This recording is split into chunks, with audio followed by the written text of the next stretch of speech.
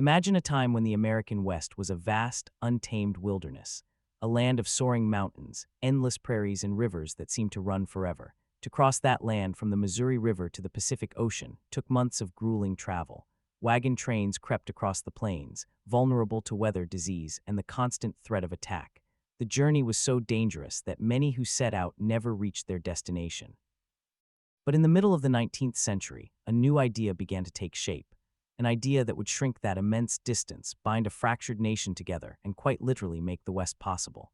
That idea was a railroad. Not just any railroad, but a transcontinental line that would span the entire continent, from the Atlantic to the Pacific. It would be the longest railroad ever built, and it would require a level of ambition, sacrifice, and engineering that the world had never seen. In the early 1860s, the United States was a nation at war with itself. The Civil War raged from the Atlantic coast to the Mississippi, tearing families apart and consuming the country's attention and resources. Yet even in the midst of that chaos, the dream of a railroad to the West never died. President Abraham Lincoln understood that a transcontinental railroad was more than just a transportation project. It was a matter of national unity, of binding the Pacific states to the Union, of opening up the vast interior for settlement and commerce. So in 1862, while the war still hung in the balance, Lincoln signed the Pacific Railroad Act. That act chartered two companies to build the railroad. One, the Union Pacific Railroad, would start from the Missouri River and push westward across the plains and the Rocky Mountains. The other, the Central Pacific Railroad, would start from Sacramento, California, and work eastward over the Sierra Nevada mountain range.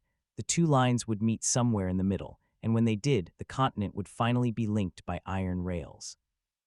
But building a railroad across 2,000 miles of unexplored, often hostile terrain was a staggering challenge. The Central Pacific faced what many considered an impossible obstacle: the Sierra Nevada. This mountain range, with its granite peaks, deep canyons, and brutal winter snows, had stopped every previous effort to cross the continent by road or rail. The first surveyors for the Central Pacific looked up at those mountains and shook their heads. The gradient was too steep, the rock too hard, the climate too severe. But the company's chief engineer, a man named Theodore Judah, had seen a way. He was a small, intense, driven man who had spent years exploring the foothills of the Sierra, searching for a route that would allow a railroad to climb the mountains. He found a path through a place called Donner Pass, named for the ill-fated Donner Party which had been trapped there by snow in the winter of 1846. Judah believed that with enough dynamite, enough labor, and enough will, a railroad could be built over that same pass. And so the work began. The Central Pacific hired thousands of workers. At first, they were mostly white men, Irish immigrants and migrants from the eastern states. But the work was dangerous and the pay was low, and many of these men walked off the job after just a few weeks. The company needed a more reliable workforce. And then someone suggested Chinese laborers. There were already thousands of Chinese men in California, many of whom had come during the gold rush. They were often dismissed as too small, too weak for heavy labor. But the Central Pacific decided to take a chance. They hired a small crew of 50 Chinese workers to fill a gap on the first leg of the project. Those 50 men proved so efficient, so steady, and so hardworking that the company quickly hired more. Within a few years, the Central Pacific employed more than 10,000 Chinese workers, making up about 80% of its entire labor force. These Chinese workers did some of the most dangerous jobs on the railroad. They handled the dynamite, drilled holes in solid granite, and built trestles across deep chasms. They had to lower themselves over cliffs in wicker baskets, hanging hundreds of feet above the canyon floor, while they chiseled holes for blasting charges. One of their most famous feats was the Summit Tunnel, a 1,300-foot-long bore through the hardest rock of the Sierra Nevada. The work was so slow and difficult that the tunnel took more than a year to complete. The Chinese workers often worked in shifts around the clock, drilling by candlelight, breathing in rock dust, and facing constant danger from cave-ins and premature explosions. Many of them died, buried under falling rock or killed by blasting accidents. But they kept going, they kept digging. And finally, after endless labor, the tracks reached the summit of the Sierra Nevada. On the other side of the continent, the Union Pacific faced its own set of challenges. They had to build across the Great Plains, a vast, flat, treeless expanse that stretched from the Missouri River to the Rocky Mountains. The plains offered no timber for railroad ties, no stone for bridges, no easy source of water. Everything had to be brought in from far away. The Union Pacific also had to contend with the Native American tribes who lived on the plains. These tribes, including the Sioux, the Cheyenne, and the Arapaho, saw the railroad as a threat to their way of life.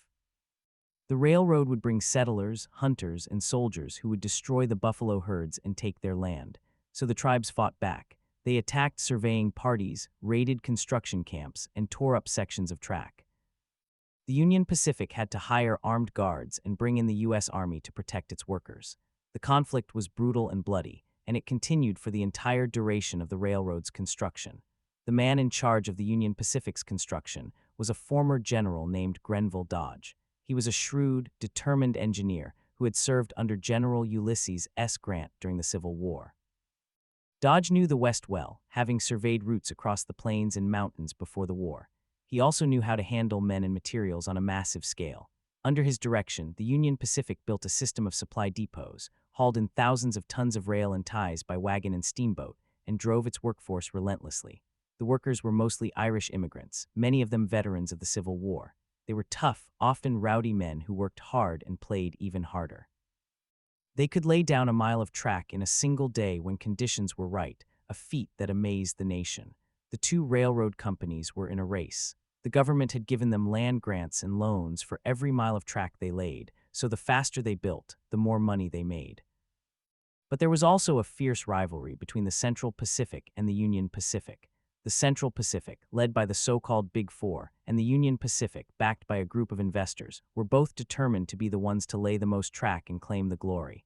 As the two lines approached each other from opposite sides of the continent, the race became even more intense. The government had set a meeting point, but the companies ignored it. They kept building past the agreed-upon location, each trying to claim more territory.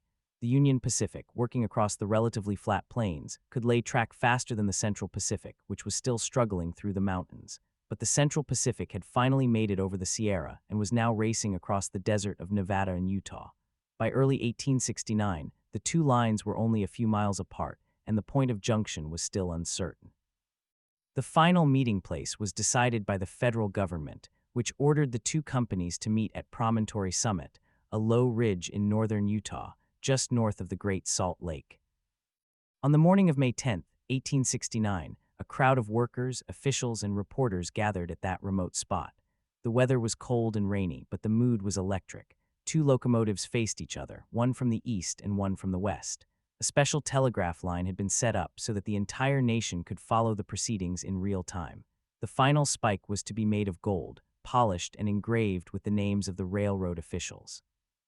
But just before the spike was driven, a problem arose.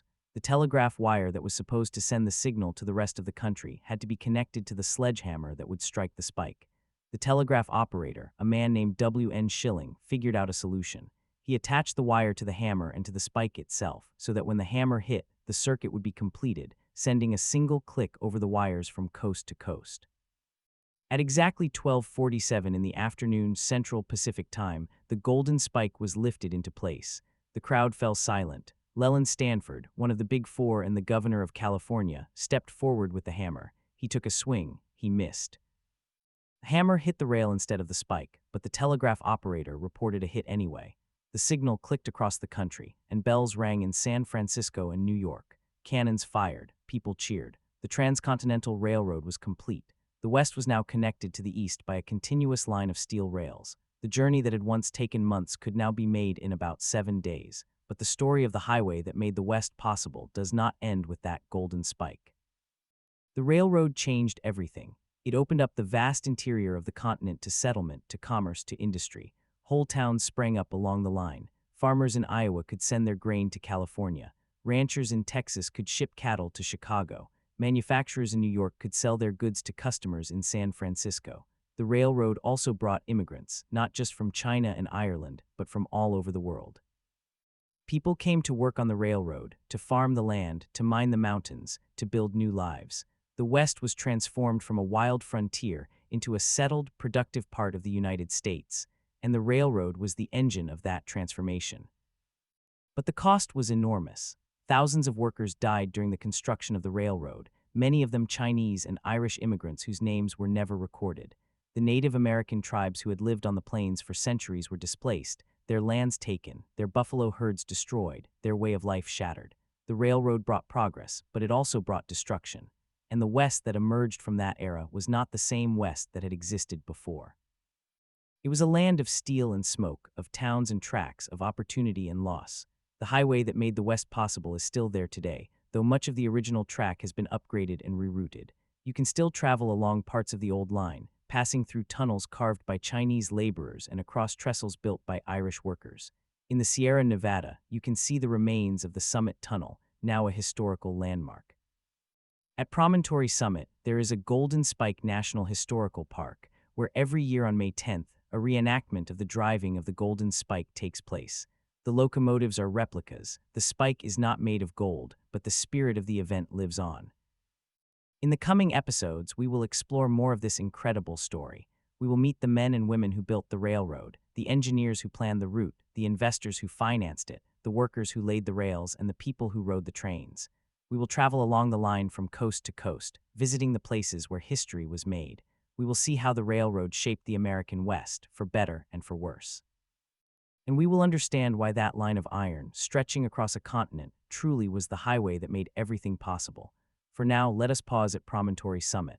The Golden Spike is in place, the telegraph has clicked, the nation is connected, the West is open, and the journey is just beginning. The journey is just beginning, and the true weight of that Golden Spike was felt not only in the moment of celebration, but in the decades that followed.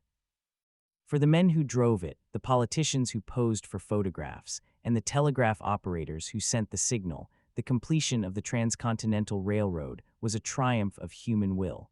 But for the thousands who had built it, the triumph was bitter. The Chinese workers, who had carved tunnels through solid granite and laid track across the burning desert, were not invited to the ceremony. They were not pictured in the famous photograph of the locomotives meeting at Promontory Summit. Their names were not engraved on the Golden Spike. They were simply told to step aside, to make way for the dignitaries, to disappear into the background of history. The Irish workers fared only slightly better. They were celebrated in the press as the rough, rowdy heroes of the plains, the men who could lay a mile of track in a day. But when the work was done, many of them found themselves unemployed, drifting from town to town, looking for the next job. The railroad had consumed their youth and their strength, and now it was finished with them. Some stayed on to work for the railroad as conductors, brakemen, or maintenance crews. Others moved on to the mines of Colorado or the farms of Oregon. But for everyone who found a new life, there were a dozen who fell through the cracks, men with no families, no homes, no future beyond the next bottle of whiskey or the next fistfight. The railroad itself, however, marched on. Within weeks of the Golden Spike ceremony, the first transcontinental passenger trains were running. They were not comfortable by modern standards. The cars were wooden, the seats were hard, and the journey from Omaha to Sacramento took about 7 days, assuming nothing went wrong. But compared to the overland wagon trains that had taken 6 months, it was a miracle. The fare was steep, about $150 for a first-class ticket, which was more than a laborer earned in a year. Yet people flocked to the trains. They came from the east seeking land, gold, adventure. They came from the west seeking goods, news, connection. The railroad made the continent shrink, and in doing so, it made the country whole. The impact on the American economy was immediate and profound. Before the railroad, the West was a distant territory, accessible only to the brave or the desperate. After the railroad, it was a neighboring county. Wheat from the Great Plains could be shipped to New York in a matter of days, not months. Cattle from Texas could be driven to railheads in Kansas and shipped to slaughterhouses in Chicago. Lumber from the Pacific Northwest could be cut, loaded onto flat cars, and sent east. Mining towns that had been isolated and self-sufficient began to depend on the railroad for food, machinery, and supplies.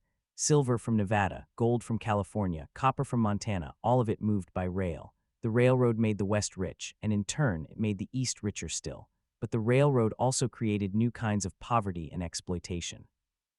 The Chinese workers who had built the Central Pacific were now scattered across the West. Some returned to China, their savings in hand, but many stayed. They found work in laundries, restaurants, and farms. They built Chinatowns in cities like San Francisco, Sacramento, and Portland, and they faced relentless discrimination. The very railroad they had built was now used to bring in waves of white settlers who saw the Chinese as a threat. Anti-Chinese sentiment grew, leading to riots, massacres, and eventually the Chinese Exclusion Act of 1882, which banned Chinese immigration for more than a decade. The men who had carved the Summit Tunnel were no longer needed, and the country that had depended on their labor turned its back on them. The Irish faced their own struggles, though they were not as extreme. They too were discriminated against, but they were white and they could blend in. They became policemen, firemen, politicians, and priests. They built the Catholic Church in the West, founding parishes and schools. They celebrated St. Patrick's Day with parades and whiskey, and they told stories of the old country. But they never forgot the railroad. In the years that followed, Irish veterans of the transcontinental construction formed their own clubs and associations. They gathered at reunions, where they would drink and laugh and remember the days when they were young and strong, and the rails stretched out before them like a promise. The railroad also transformed the Native American tribes who had lived in the West for millennia. The Sioux, the Cheyenne, the Arapaho, the Shoshone, the Ute, all of them saw their world upended. The railroad brought settlers who carved up the land into farms and ranches. It brought hunters who slaughtered the buffalo by the millions, leaving the carcasses to rot on the plains. It brought soldiers who enforced the will of the government, herding tribes onto reservations. The railroad was the instrument of conquest, and it was ruthless. The Plains Wars that raged in the years after the Golden Spike were fought largely along the railroad lines. The Battle of the Little Bighorn, where George Armstrong Custer and his men were killed, was part of a larger struggle between the Sioux and the United States government, a struggle that was fueled by the railroad's relentless advance. In the end, the tribes lost. Their lands were taken, their children were sent to boarding schools, and their languages and cultures were suppressed. The railroad had made the West possible for white settlers, but it had made it impossible for the people who had been there first. And yet, even as the railroad destroyed, it also built. It built towns that grew into cities. Omaha, Nebraska, was a muddy river town before the railroad. After the Union Pacific made it their headquarters, it became a bustling hub of commerce and industry. Cheyenne, Wyoming was a frontier outpost, a place where cowboys came to drink and fight. The railroad made it a center for cattle shipping, and it grew into a proud, prosperous city. Salt Lake City, already the home of the Mormons, became a stop on the transcontinental line, and the church used the railroad to bring in converts from Europe, building a unique society in the desert. Sacramento, the western terminus of the Central Pacific, exploded from a sleepy gold rush town into a state capital and a transportation hub. The railroad planted the seeds of cities, and those cities grew into the West we know today. The railroad also changed the way people thought about time. Before the transcontinental line, every town kept its own time, based on the position of the sun. When it was noon in New York, it was 11:42 in Chicago and 10:20 in Omaha. That worked fine when travel was slow and communication was limited, but the railroad required a standard timetable. If a train left New York at noon Eastern Time, it had to arrive in Chicago at a specific hour, not a local hour. The railroad companies pushed for a system of time zones, and in 1883, the United States adopted 4 standard time zones: Eastern, Central, Mountain, and Pacific. It was the railroad that gave us time as we know it today, a grid of hours that governs our lives for better or worse. The railroad also brought the telegraph, the internet of its day, along its right-of-way. Wires were strung beside the tracks, and stations became telegraph offices. News traveled instantly.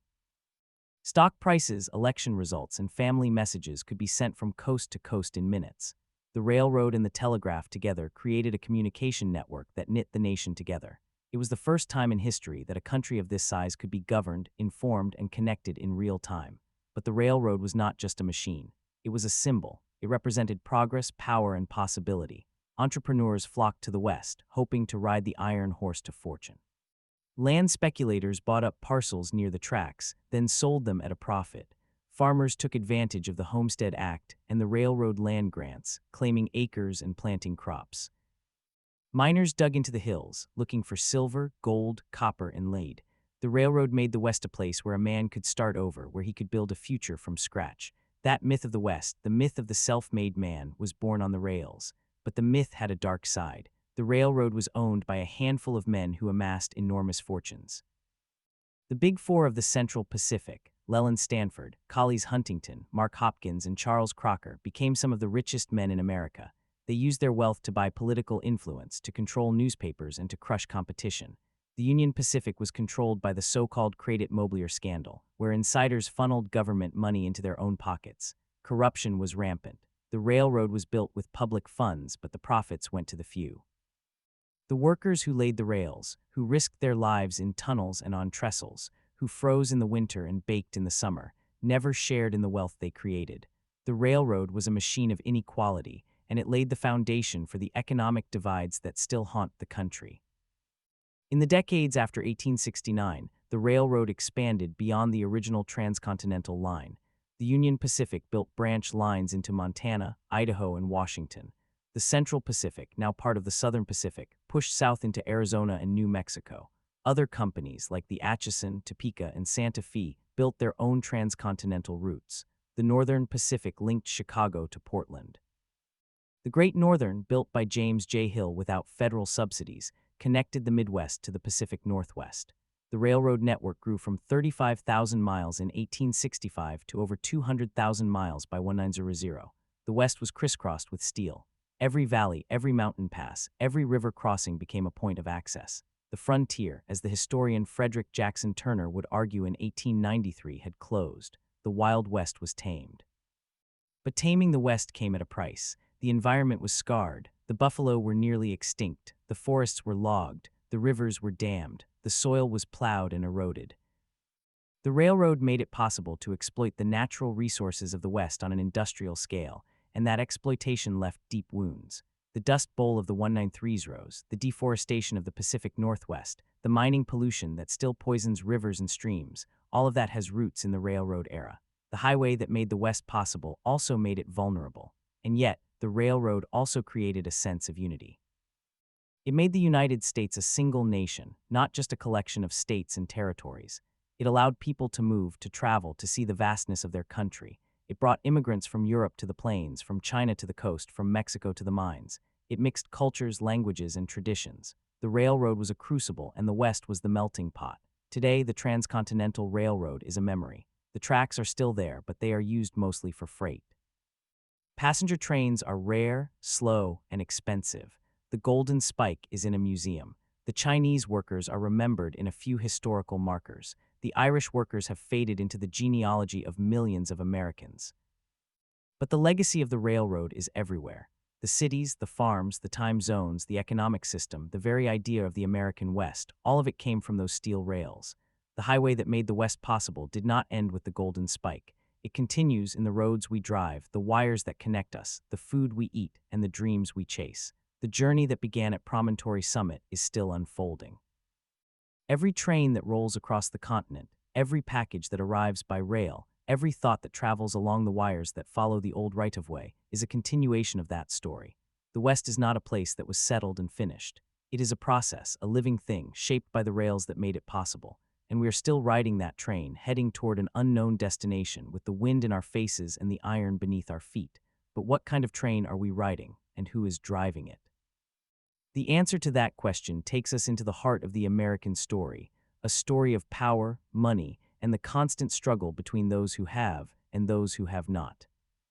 The Transcontinental Railroad was built by the government and by private companies, but the real hands that laid the track, the men who dug the tunnels, who dynamited the granite, who hung from cables to build bridges across chasms, those hands never owned a share of the railroad. They were workers, immigrants, veterans, and free men looking for a wage. And in the years after the Golden Spike, those workers began to organize. They began to ask why the men who owned the railroad could live in palaces, while the men who ran the trains lived in boxcars. The railroad became a battleground. In 1877, just 8 years after the completion of the Transcontinental Line, a great upheaval shook the nation. It began on the Baltimore and Ohio Railroad, but it spread like wildfire across the country. Workers protested wage cuts, poor conditions, and the tyranny of the railroad corporations. They blocked tracks, burned buildings, and fought with state militias. President Rutherford B. Hayes called in federal troops to put down the strikes. In Pittsburgh, dozens of workers were killed. In Chicago, the violence left more than a dozen dead. The Great Railroad Strike of 1877 was the first national labor uprising in American history, and it was a direct result of the power the railroads had accumulated. The men who built the West were now demanding their share. The railroad companies responded with force and with cunning. They hired private detectives like the Pinkertons to break strikes and infiltrate unions. They blacklisted workers who tried to organize. They used the courts to declare strikes illegal. They controlled the newspapers, painting the workers as anarchists and radicals, and for a time they succeeded. The railroads remained in the hands of the few and the many continued to serve them, but the seed of resistance had been planted. The labor movement grew. In 1894, another massive railroad strike, the Pullman Strike, shut down much of the country's rail traffic. Again, federal troops were used, and again, workers were killed. But this time, the leader of the strike, Eugene V. Debs, became a national figure. He would go on to run for president as a socialist, winning nearly 1 million votes. The railroad had not only built the West, it had built the American labor movement.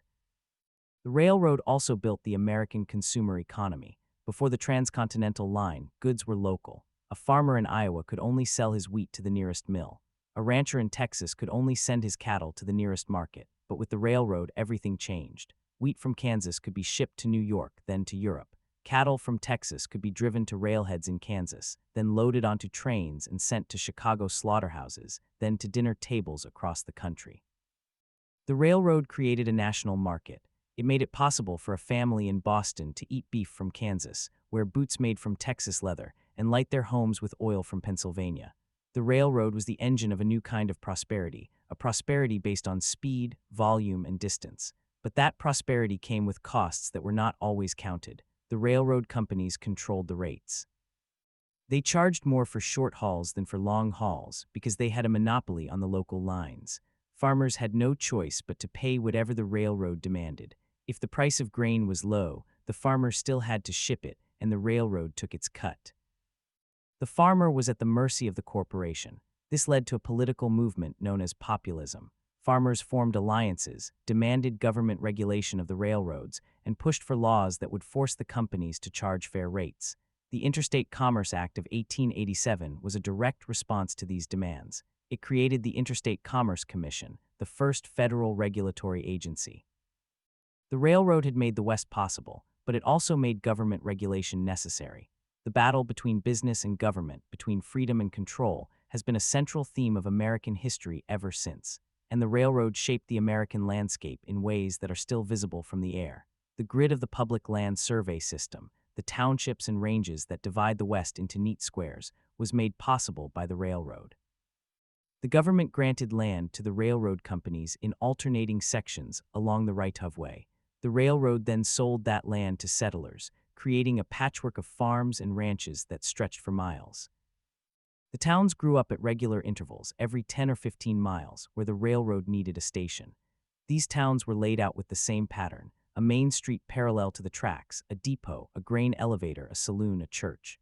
The railroad created the geography of the rural West, a geography of straight lines and right angles, of silos and water towers, of names like Dodge City, Cheyenne, and Laramie that ring with the sound of steel and steam. But the railroad also created the geography of the urban West. Los Angeles, before the railroad, was a small adobe village. In 1876, the Southern Pacific Railroad connected Los Angeles to the transcontinental line. Suddenly, the city had a direct link to the east. Real estate speculators poured in. The climate was promoted as a paradise. Orange groves were planted. The population exploded. By 1900, Los Angeles had over 100,000 people. By 1950, it was the second largest city in the United States. The railroad did not just bring settlers to Los Angeles, it brought the entire infrastructure of a modern city: water, power, factories, and tourists. The railroad made California the promised land, and the railroad brought tourists to the West in unprecedented numbers. Before the transcontinental line, travel to the West was a journey of months, fraught with danger and hardship. After the railroad, it was a journey of days, comfortable and safe. The American tourist industry was born on the rails. The Union Pacific and the Santa Fe built luxurious hotels at scenic destinations, like the Hotel del Coronado in San Diego and the Grand Canyon Lodge. They advertised the wonders of the West in magazines and brochures, inviting Americans to see the natural beauty of their own country. Yellowstone, Yosemite, the Grand Canyon, all became national parks in part because the railroad made them accessible. The railroad turned the West into a wilderness spectacle, a place to be visited, photographed, and consumed. It created the idea of the national park, a public treasure protected for future generations, but also a commercial attraction that drew millions of people. Yet the railroad did not just bring tourists. It brought scientists, artists, writers, and photographers. The great surveys of the West, led by men like John Wesley Powell, Clarence King, and Ferdinand Hayden, were often conducted with the support of the railroad companies. These surveys mapped the geology, the flora, the fauna, and the Native American cultures of the West. They produced stunning photographs and detailed reports that shaped the nation's understanding of its own territory. The railroad was the conduit for knowledge. It allowed the West to be studied, cataloged, and eventually exploited. But it also allowed the West to be loved. The landscape painters of the Hudson River School traveled west on the rails and painted scenes of majestic mountains and vast plains. Their work inspired a sense of wonder and a desire to preserve the wild places. The railroad gave the nation the tools to appreciate the beauty it was destroying, and the railroad changed the way people thought about time and distance. Before the railroad, a journey from New York to San Francisco took months. After the railroad, it took 7 days. The world seemed to shrink. The familiar boundaries of life, the small town, the local community, were replaced by a vast, interconnected web. People could move for work, for adventure, for love. They could leave the farm and go to the city. They could leave the east and go to the west. The railroad made mobility a central feature of American life. It created a culture of transience, of rootlessness, of constant change. That culture is still with us in our cars, our planes, our interstate highways. We are a nation of movers, and the railroad started us moving. But the railroad also created a sense of longing, a nostalgia for the world it destroyed. As the trains sped across the plains, the passengers looked out the windows and saw a landscape that was being transformed. The buffalo were gone. The bison were replaced by cattle. The grass was replaced by wheat. The Native Americans were confined to reservations. The wilderness was being tamed, and the people on the trains felt both excitement and sadness. They were witnessing the end of something ancient and the beginning of something new. The railroad was the machine of progress, but progress always comes with loss. That loss is felt most keenly by the communities that the railroad left behind. As the 20th century progressed, the railroad network began to shrink. The automobile and the truck took over passenger and freight traffic.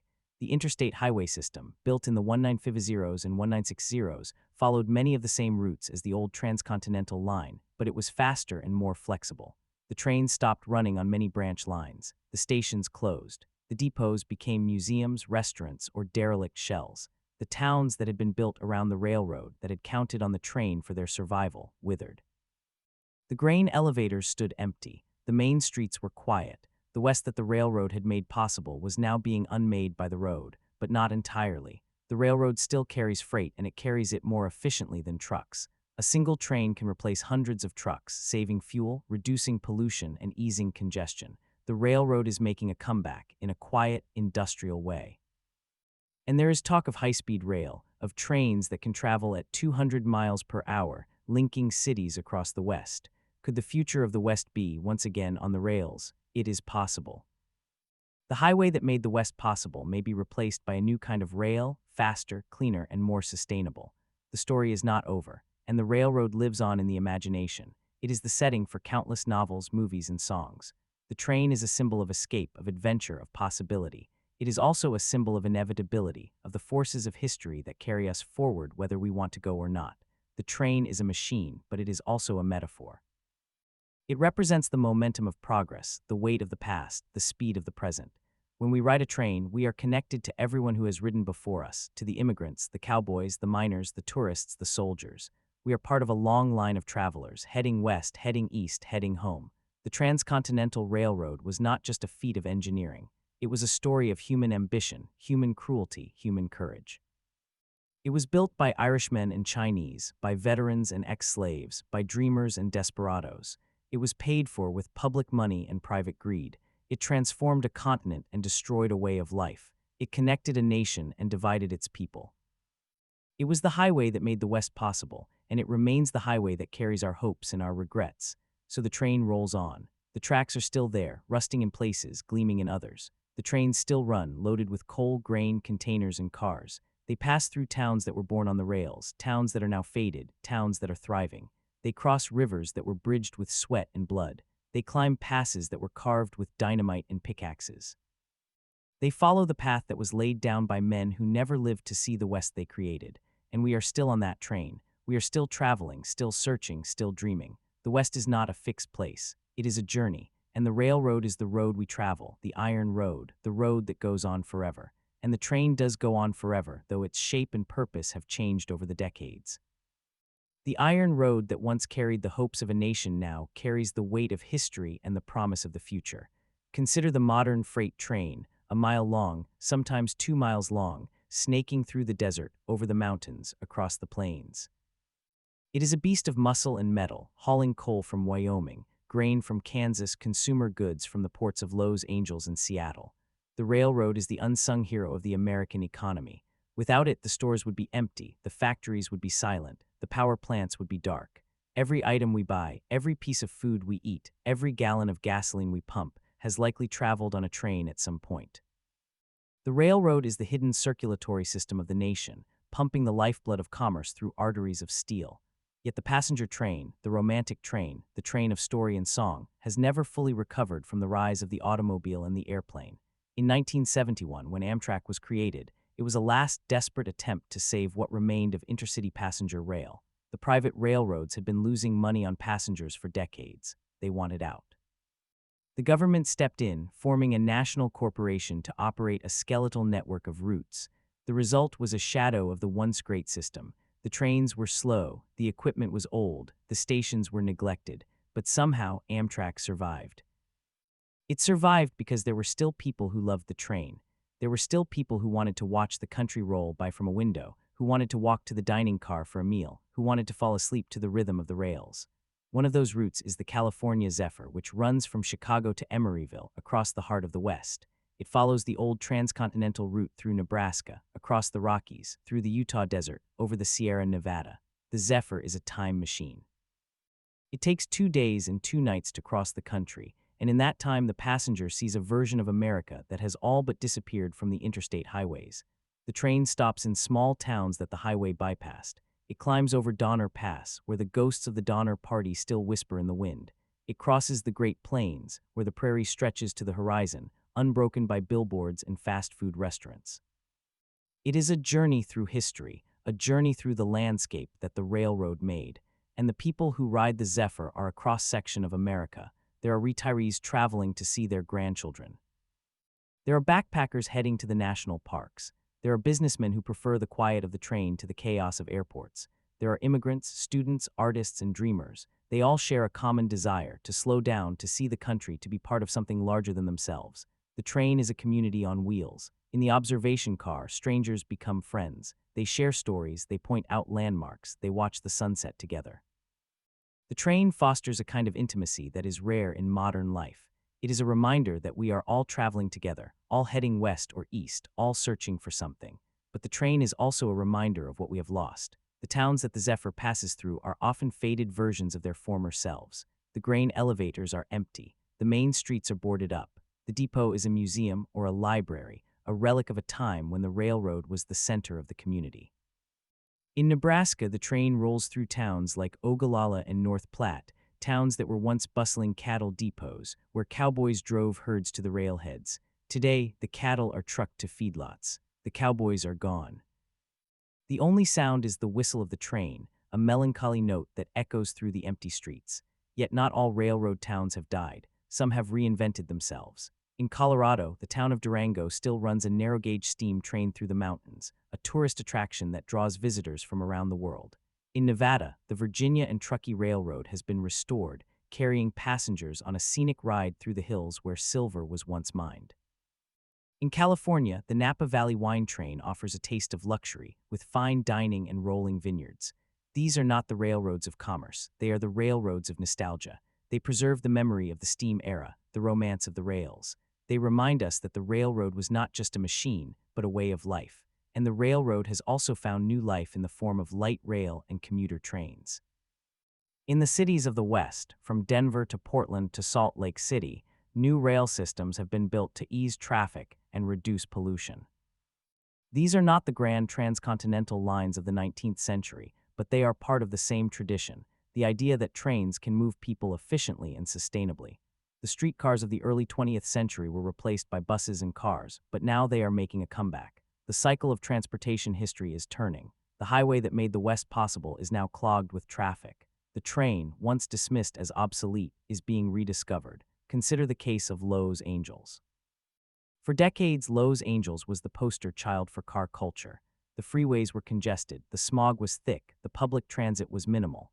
But in recent years, the city has invested heavily in rail. The metro system now extends across the basin, from the San Fernando Valley to Long Beach. The trains are crowded, the stations are modern, and the ridership is growing. Los Angeles is learning to love the train again. It is a slow transformation, but it is happening.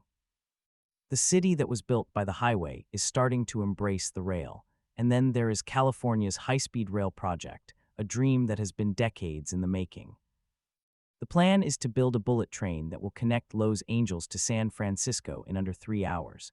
The project has been mired in controversy, cost overruns, and political battles, but it is still alive. If it is ever completed, it will be the first true high-speed rail in the United States, a line that can compete with airplanes and cars.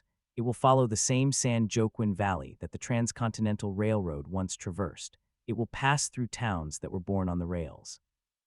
Will be a new chapter in the story of the Iron Road. The high-speed rail project is a symbol of something deeper.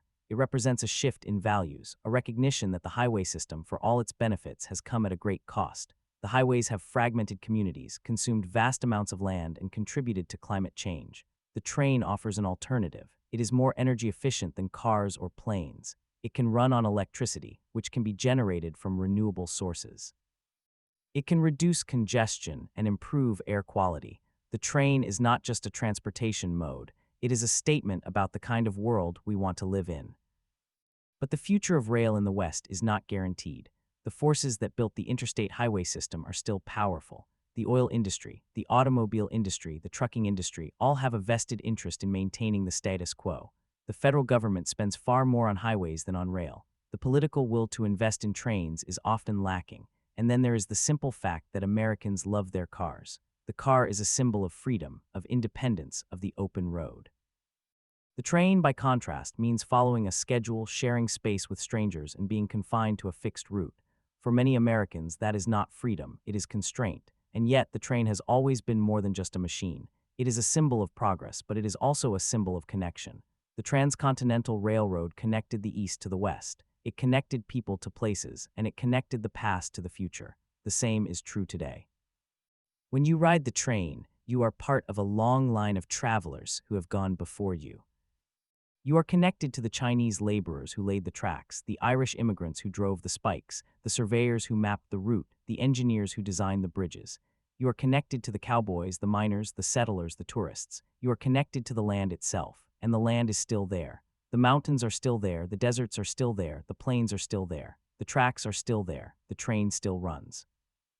It runs through the snow in the Sierra Nevada, through the heat in the Mojave Desert, through the wind in the Great Plains. It runs past the remains of old towns, past the abandoned mines, past the forgotten forts. It runs past the buffalo herds that have been reintroduced, past the wind farms that dot the hills, past the solar fields that stretch to the horizon. The landscape has changed, but the railroad remains a constant, a thread that ties the West together, and the people are still there. The people who work on the railroad, the engineers, the conductors, the track maintenance crews, the dispatchers, they are the inheritors of a proud tradition.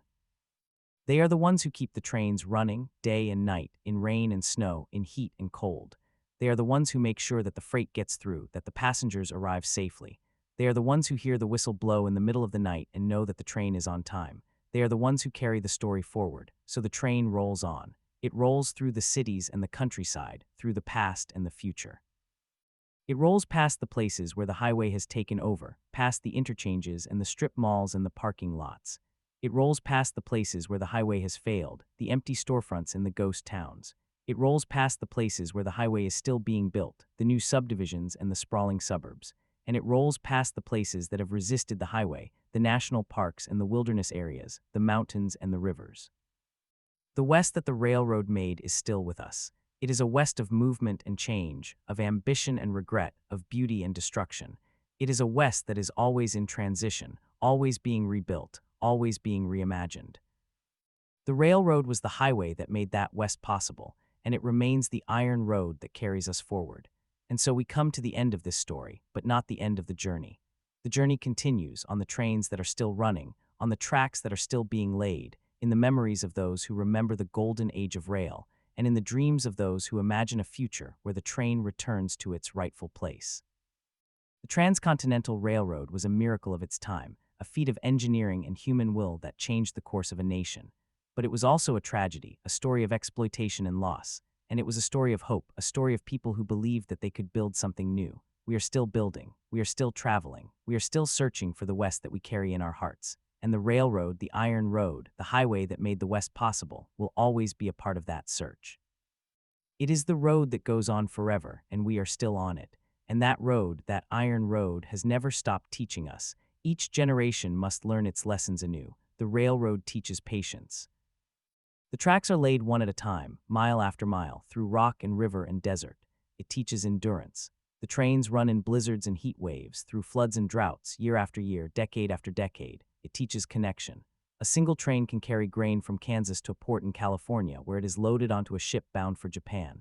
A single train can carry automobiles from Detroit to Seattle, computer chips from San Jose to New York, lumber from Oregon to Texas. The railroad is the circulatory system of the nation, pumping goods and people through the veins of steel that stretch across the continent. But the railroad also teaches humility. The Transcontinental Railroad was built with staggering ambition, but it was also built with staggering cost. Thousands of workers died. Entire ecosystems were disrupted. Native American nations were displaced and destroyed. The railroad was a tool of conquest as much as a tool of progress. We cannot tell the story of the Iron Road without acknowledging the blood that was spilled along its path. The Chinese laborers who carved through the Sierra Nevada were paid less than their white counterparts, subjected to dangerous work, and then forgotten. The Irish laborers who blasted through the granite of the Wasatch Mountains were treated as expendable. The railroad was built on their backs, and we owe them a debt of memory. And yet, even in the shadow of that history, the railroad remains a source of wonder. Stand beside the tracks in the high desert of Nevada, far from any town, and listen. The silence is immense. Then a distant hum becomes a rumble, and the rumble becomes a thunder. The ground trembles, and then the train appears, a long snake of steel and light, moving with a power that seems almost alive. It passes in a rush of wind and noise, and then it is gone, and the silence returns.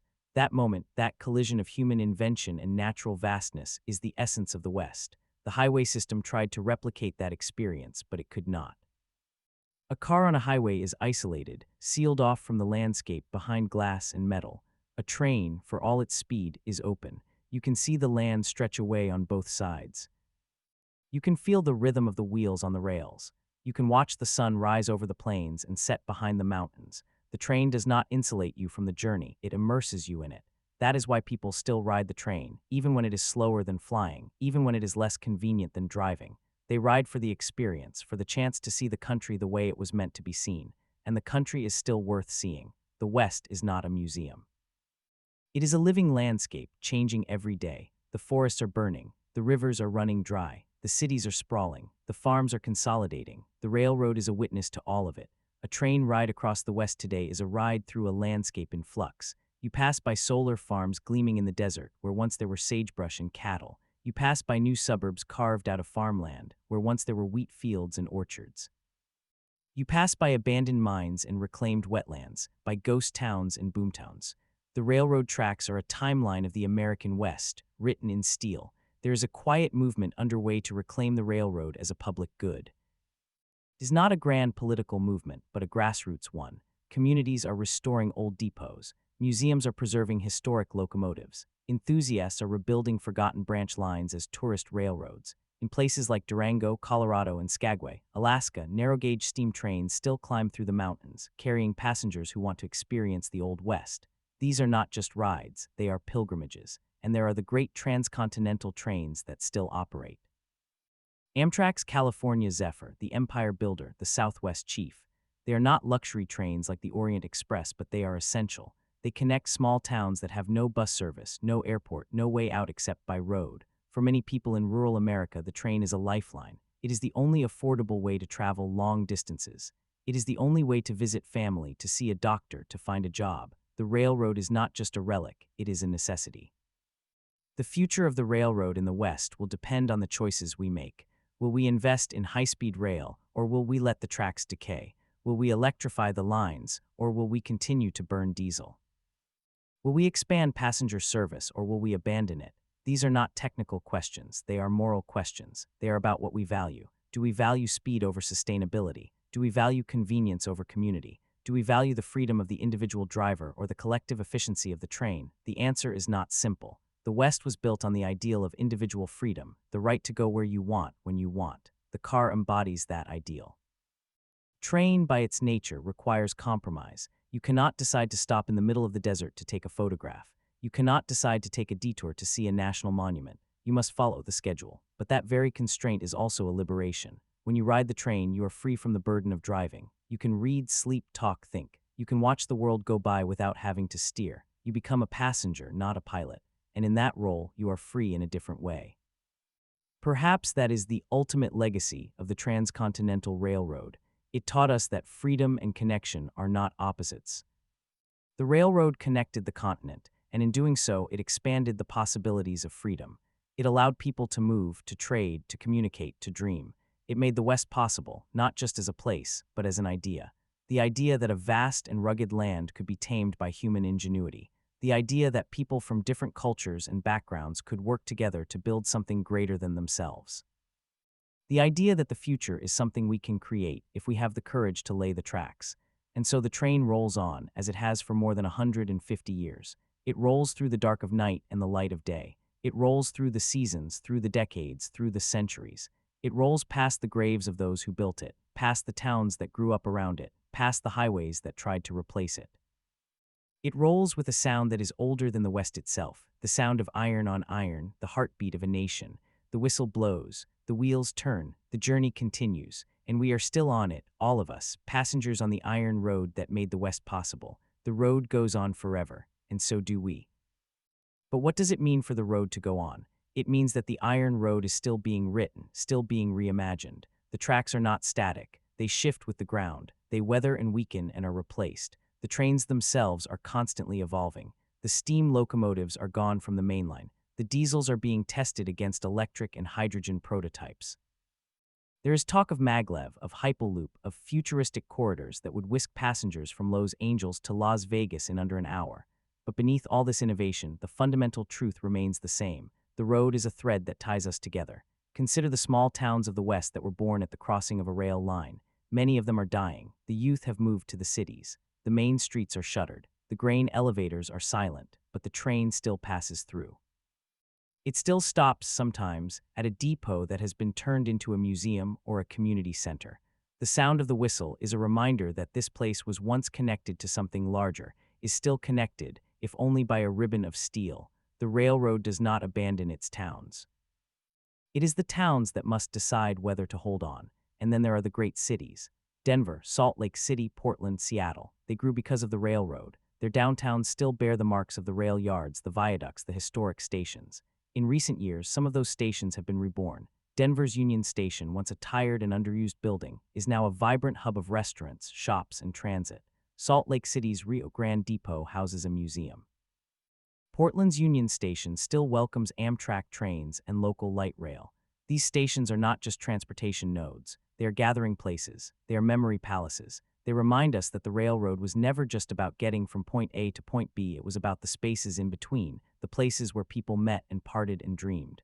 The railroad also teaches us about the land itself. A train ride across the West is a lesson in geography. You learn the names of rivers and mountain passes and basins. You see the transitions from prairie to desert to forest to coast. You notice the changes in soil color, in vegetation, in the shape of the hills. The train moves at a pace that allows observation, but not lingering. It is like reading a book that you cannot stop turning. Each mile a new page, each hour a new chapter. There is a quiet heroism in the people who keep the trains running. The engineers and conductors, the mechanics and dispatchers, the track inspectors and signal maintainers. Many of them come from families that have worked for the railroad for generations. They know the rhythms of the road. They know when a bridge is about to fail by the sound of the wheels. They know the feel of a hot box before the sensors detect it. They are the invisible guardians of the iron road. Without them, the road would not go on. Without them, the West would be a much lonelier place. And so, as the sun sets over the Rockies and the last light catches the windows of a westbound train, we are reminded that this is not an ending. It is a continuation. The road does not end at the coast. It turns and goes north, south, back across the plains. It loops through the valleys and climbs over the passes. It is a web, not a line, and we are all caught in it, willingly or not. The highway that made the West possible was not a single road. It was a network of iron strands that wove the continent together. That network still holds. That weaving still binds us. The whistle blows one more time, a long, mournful cry that fades into the twilight. the wheels begin to turn. The train moves slowly at first, then with gathering speed. It carries with it the hopes and histories of everyone who ever boarded a train in search of something better. It carries the memory of the Chinese and Irish laborers, the homesteaders and miners, the dreamers and drifters. It carries us. The road goes on forever, and so do we, until the tracks rust and the stations crumble, until the last engine falls silent. The iron road will remain. It is the spine of a continent. It is the story of a nation. It is the highway that made the West possible, and it will never stop moving.